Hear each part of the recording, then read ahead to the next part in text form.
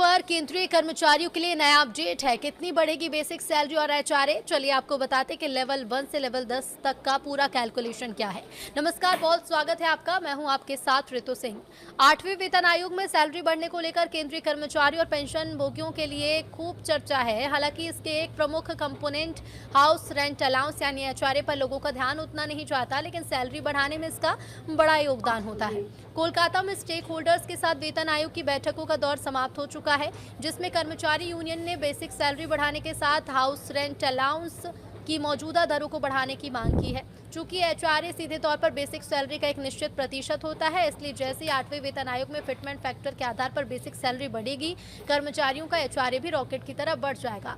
तो आइए बताते हैं कि 2.0, 2.0, 2.1, 2.28 और 2.57 के फिटमेंट फैक्टर पर लेवल 1 से लेकर लेवल 10 तक के कर्मचारियों की सैलरी और एचआरए में कितना बम्पर उछाल आ सकता है। फिलहाल 7वें वेतन आयोग के नियमों के मुताबिक शहरों को 3 कैटेगरी एक्स, वाई और जेड में बांटा गया। जनवरी 2024 में महंगाई भत्ता 50% पहुंचने के बाद मौजूदा एचआरए दरें क्रमशः 30%, 20% और 10% हैं।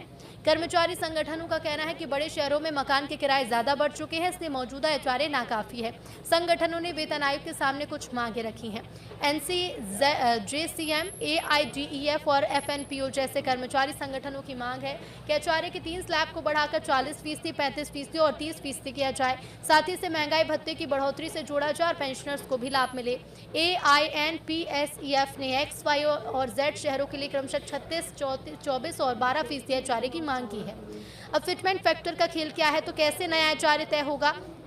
एचआरए की गणना हमेशा बेसिक पे पर होती है। मान लीजिए अभी दिल्ली में कार्यरत एक लेवल 1 के कर्मचारी की न्यूनतम बेसिक सैलरी 18,000 है, तो उसे 30% के हिसाब से 5,400 एचआरए मिलता है।